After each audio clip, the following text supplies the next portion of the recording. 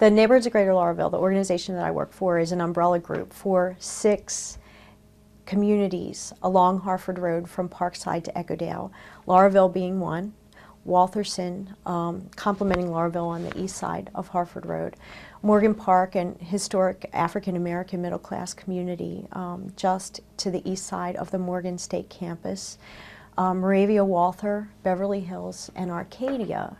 Northeast Baltimore is an interesting mix of people because this is the suburbs. And so that if you grew up in Highlandtown, if you grew up in Patterson Park, your family dreamed of moving to the suburbs, and it would have been Lauraville, it would have been Waltherson, Beverly Hills, Arcadia. These are the areas that your family would have dreamed to come to. White picket fences and gardens and safe place, much what brought me here from Patterson Park to keep my kids safe and engaged as they became teenagers. And right now, we're experiencing somewhat of a changeover.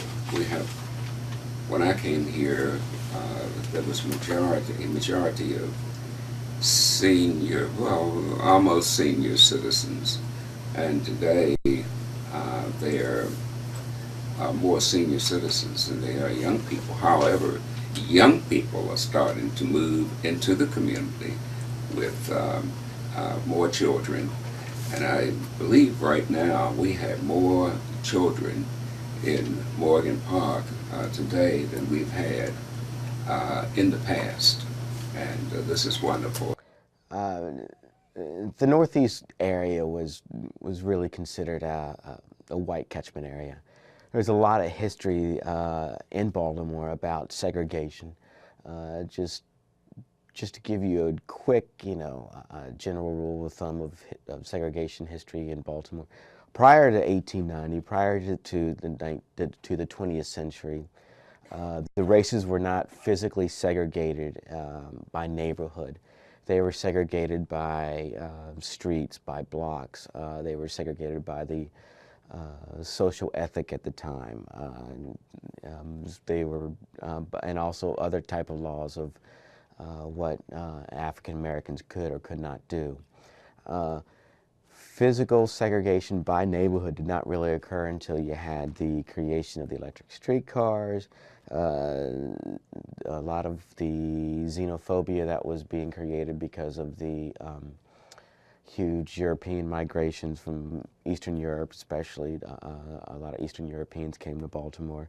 So you start to see physical neighborhood segregation happening in the 1890s, early 1900s.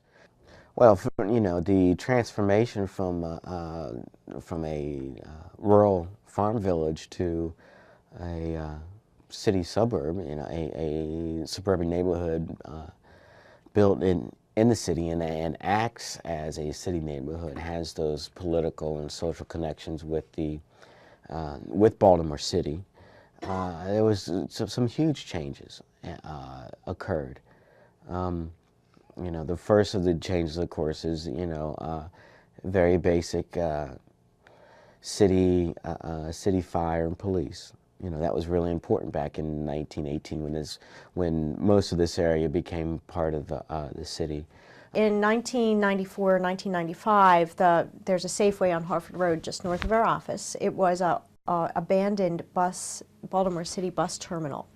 And it really blighted the area and was a symbol of how lack of maintenance by the city had eroded a really beautiful suburban-style residential community.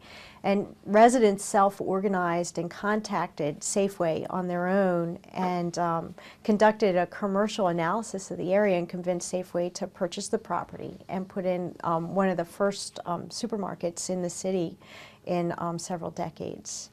And they were so affirmed in their abilities to do that at the grassroots level that they formalized into what was called the Harford Road Partnership. And the Able Foundation funded them to create an organization to stabilize the commercial corridor on Harford Road from Parkside to Echodale. It was a huge boost to the community to have a grocery store within walking distance, and to just turn that abandoned site into something that became the community center. And from that, the community mobilized with city resources and some local foundations to do a master plan for Harford Road. An overused word, but really appropriate here, is diverse. Economic and racial diversity has a really nice smooth curve here, that there's no one group that kind of spikes as you look across the demographics. We have firemen and heads of city agencies, the governor of the state of Maryland, and nurses and doctors and nonprofit heads and teachers and lots of really great people who bring a certain level of passion and commitment to their home and their family that spills out into each of the 6 neighborhoods in a way that makes you feel really good about being here. We have a heavy concentration of artists, performing artists and visual artists in the area, and they do a lot to knit the social fabric here as well. I think it's excellent. I think the property values are increasing. Homeownership is increasing. There seems to be a diversity of folks living there of all creeds, colors, and sexuality. Also, and job occupations. You know, I think that's really important to create a stable community. People move to Arcadia. Most of the people that move to Arcadia have the ability to move to other neighborhoods. It's a neighborhood of choice. My favorite story in the past year that's happened is Arcadia. The residents, the day after Christmas, 2006, just passed, decided that they were going to do their own ball drop like Times Square. And a couple of the guys got together and they used chicken wire and Christmas lights to create this huge ball, and they erected a 30-foot pole to drop it down, made their own flyers, and distributed it that week between Christmas and New Year's. And over 100 residents came out to celebrate the new year. They set up tents and had drinks and food and dropped the ball at midnight, and it was really, it was quite fun. They're going to do it again next year. Great photographs.